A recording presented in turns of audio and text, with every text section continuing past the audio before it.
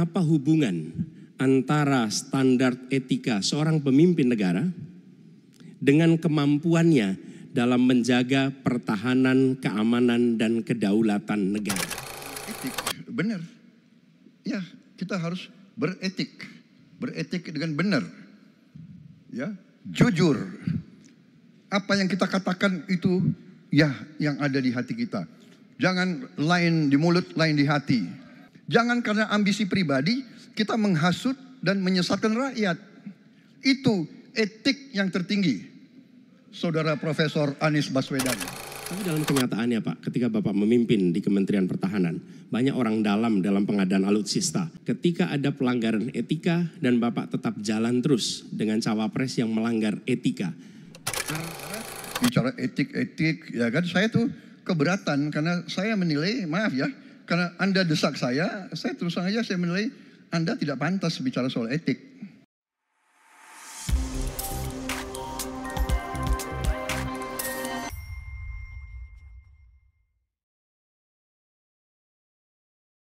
Semakin tinggi jenjang kepemimpinan, semakin luas cakupannya, semakin kompleks organisasinya, maka pemimpin makin mengandalkan pada nilai.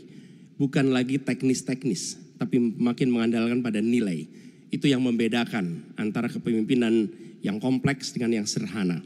Nah, pertanyaan yang ingin saya sampaikan kepada Bapak adalah apa hubungan antara standar etika seorang pemimpin negara dengan kemampuannya dalam menjaga pertahanan, keamanan, dan kedaulatan negara.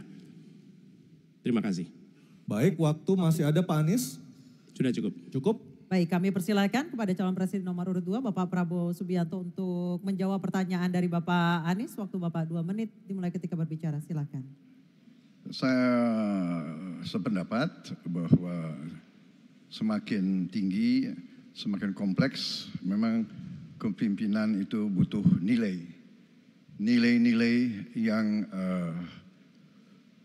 sangat fundamental. Pertama, nilai adalah cinta tanah air. Kedua, kejujuran. Ketiga, kebersihan yang Bapak bolak-balik ngomong. Harus memberi contoh. Tidak boleh korupsi dengan bentuk apapun. Jadi saya sependapat harus ada kepemimpinan berdasarkan nilai. Ya. Jadi hubungan dengan etik benar. Ya, kita harus beretik dengan benar. Ya, jujur. Apa yang kita katakan itu ya yang ada di hati kita. Jangan lain di mulut, lain di hati. Dan harus cinta tanah air. Pertahanan ini sakral bagi kita.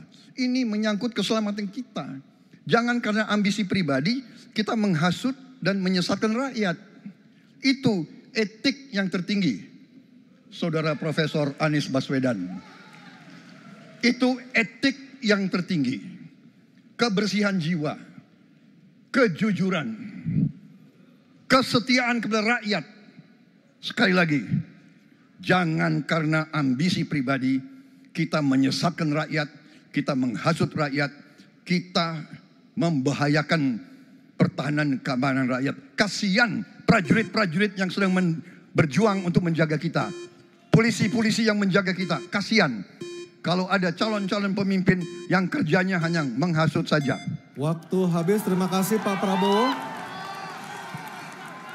Mohon tenang. Bisa tenang dulu Bapak Ibu, bisa tenang dulu. Oke, Mohon bisa tenang dulu.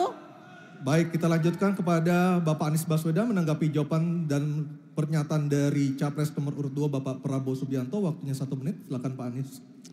Ketika dikatakan bahwa standar etika yang dipegang adalah tinggi, memang menjadi presiden, panglima tertinggi harus memiliki standar etika yang amat tinggi. Itu harus. Karena dia akan mengambil keputusan, mengerahkan pasukan, dan ketika harus bertempur ada korban nyawa, itu keputusan-keputusan etika. Tapi dalam kenyataannya Pak, ketika Bapak memimpin di Kementerian Pertahanan, banyak orang dalam pengadaan alutsista, PT Teknologi Militer Indonesia, Indonesia Defense Security, Lalu orang dalam pengelolaan food estate. Lalu ada kejadian-kejadian di mana kita semua menyaksikan ketika ada pelanggaran etika dan Bapak tetap jalan terus dengan cawapres yang melanggar etika. Artinya ada kompromi atas standar etika. Standar etika ini fakta. Ini fakta. Dan kemudian dalam pidato Bapak mengolok-olok tentang pentingnya etika. Saya tidak tega untuk mengulanginya. Pertanyaannya, apa penjelasan Pak Prabowo soal itu semua? Baik, waktu habis. Oke, harap tenang dulu. Kita lanjutkan acaranya. Kami persilakan Bapak Prabowo untuk menanggapi pernyataan Bapak Anies Baswedan. 1 menit, silakan Bapak. Jadi saudara-saudara, semua data yang saudara ungkapkan itu keliru semua. Jadi saya bersedia kita duduk, kita buka-bukaan, ya. Mau bicara food estate, mau bicara apa PT Teknologi Militer Indonesia, kita buka, iya kan? Jadi di mana masalahnya? Nah, saudara bicara etik, ya kan? Saya tuh keberatan karena saya menilai, maaf ya, karena Anda desak saya terus terang aja saya menilai Anda tidak pantas bicara soal etik.